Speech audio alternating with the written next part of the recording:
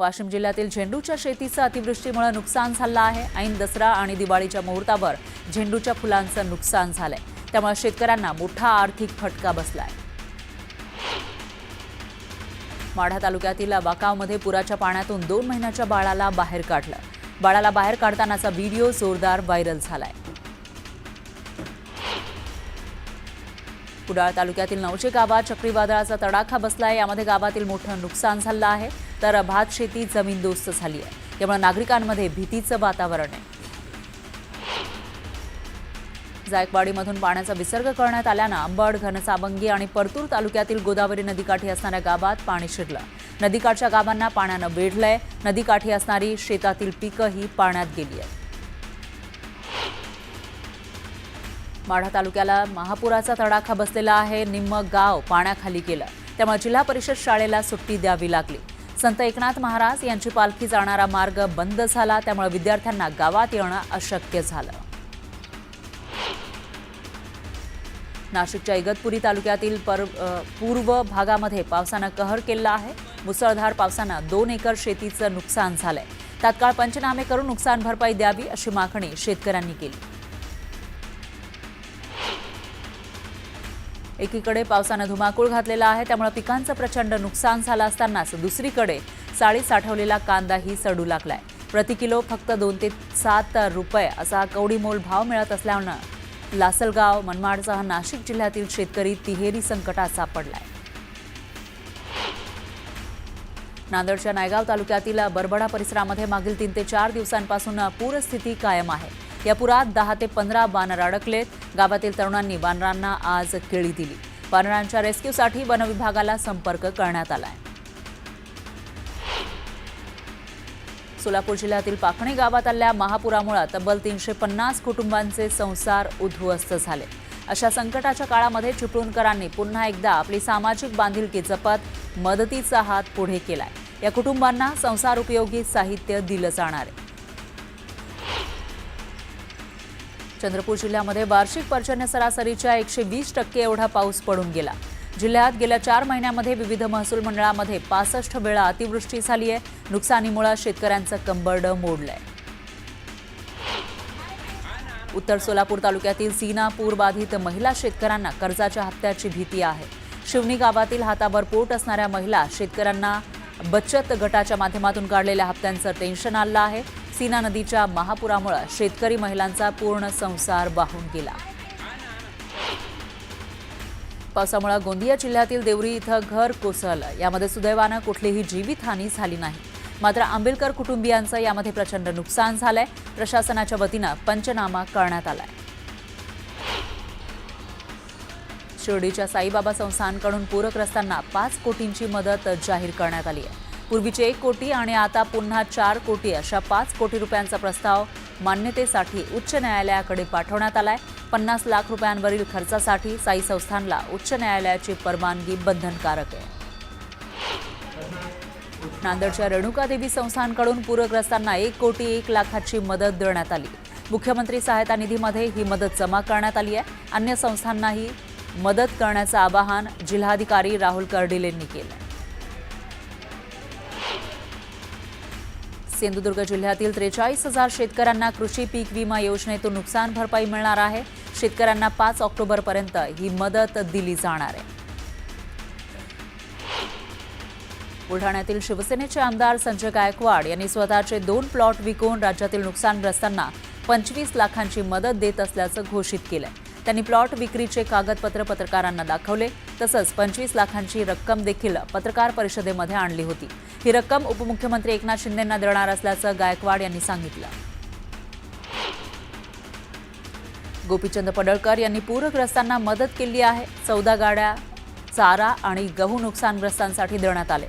पडळकरांनी झेंडा दाखवून मदतीसाठी ट्रक रवाना केले। हिंगोली जिल्ह्यामध्ये ऑगस्टपर्यंत झालेल्या नुकसान भरपाईसाठी 231 कोटी रुपयांची मंजुरी देण्यात आली आहे। मदत वितरणासाठी प्रशासनाकडून शेतकऱ्यांची यादी अपलोड करण्याच्या कामाला गती आली आहे।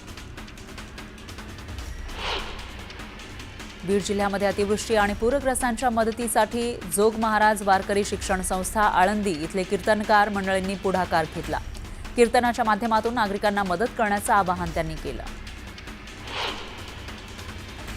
छत्रपती संभाजीनगर महापालिकेच्या वतीनं पूरग्रस्तांना 50 लाखांची मदत करण्यात आली. अधिकारी आणि कर्मचाऱ्यांचा 1 दिवसाचा पगार मुख्यमंत्री सहायता निधीसाठी देण्यात आलाय.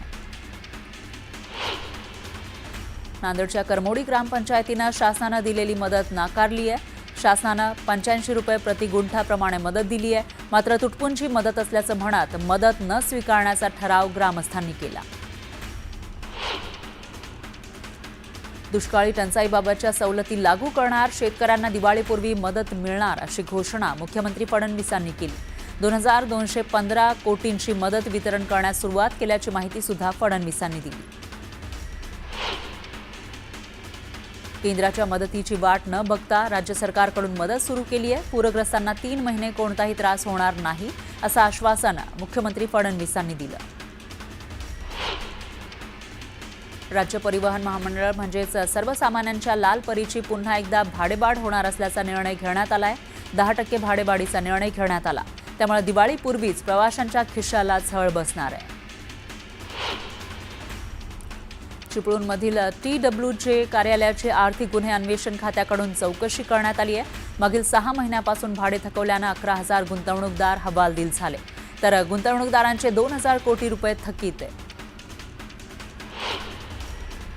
महाराष्ट्र एसटी कामगार संयुक्त कृती समिती आक्रमक झाल्याचं दिसून आलंय. दिवाळीआधी कृती समिती धरणे आंदोलन करणार आहे. 13 ऑक्टोबरपासून मुंबई सेंट्रल डेपोमध्ये विविध मागण्यांसाठी आंदोलन केलं जाणार आहे.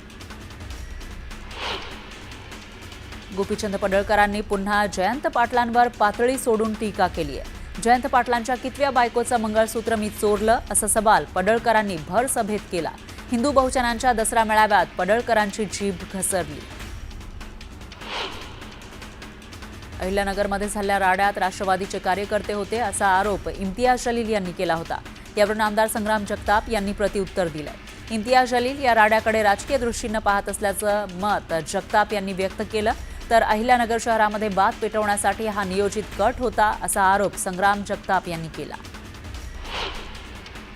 शिवसेनेचा दसरा मेळावा आझाद मैदानाऐवजी नेस्को सेंटरमध्ये होणार आहे. उपमुख्यमंत्री एकनाथ शिंदेंनी ही माहिती दिली. पावसाचं सावट असल्यानं हा निर्णय घेतल्याचं शिंदेंनी सांगितलंय. खेचून आणलाय परत धनुष्यबाणाचा मान उंच होती. मुंबईतील दसरा मेळावा हा ठाकरेंच्या शिवसेनेचाच आहे, बाकी सगळं बोगस असल्याचं संजय राऊत म्हणाले. तर शिंदेंनी अहमदाबाद किंवा सुरतमध्ये मेळावा घ्यावा असं म्हणत संजय राऊतांनी शिंदेंवर जोरदार हल्लाबोल केला. बीडच्या भगवान भक्ती गडावर मंत्री पंकजा मुंडे यांच्या दसरा मेळाव्याचं आयोजन केलं जाणार आहे. कार्यकर्त्यांकडून मेळाव्याची जोरदार तयारी केली जाते. दरम्यान मोठमोठे बॅनर या ठिकाणी लावण्यात आले.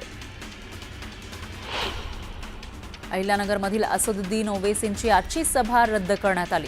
9 ऑक्टोबरला सभा होणार आहे. कोठला गावातील तणावामुळे सभा पुढे ढकलण्यात आली. कल्याण डोंबिवली महानगरपालिकेच्या प्रभाग रचनेमध्ये नियमांचं उल्लंघन झाल्याचा आरोप मनसेनं केलाय. याबाबत मनसे नेते प्रकाश भोईर यांनी निवडणूक आयोगाला पत्र लिहून तक्रार केली.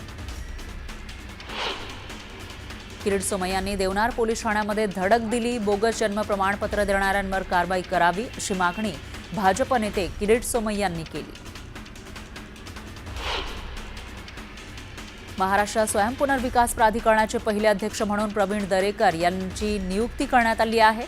तर मुख्यमंत्री फडणवीसांकडून आदेश जारी करण्यात आलाय. रत्नागिरी जिल्ह्यातील स्थानिक स्वराज्य संस्थांचं बिगुल वाजलेलं आहे. पंचायत समितीच्या सभापतीपदासाठी आरक्षण जाहीर झालंय.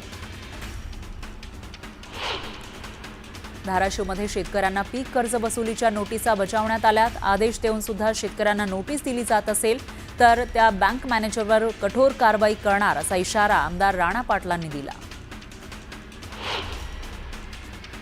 मावळ तालुक्यातील भात पिकांवर करपा रोगाचा प्रादुर्भाव झालाय. त्यामुळे उत्पादनात घट होण्याची शक्यता आहे आणि भात पीक उत्पादक शेतकरी आर्थिक अडचणीत सापडले.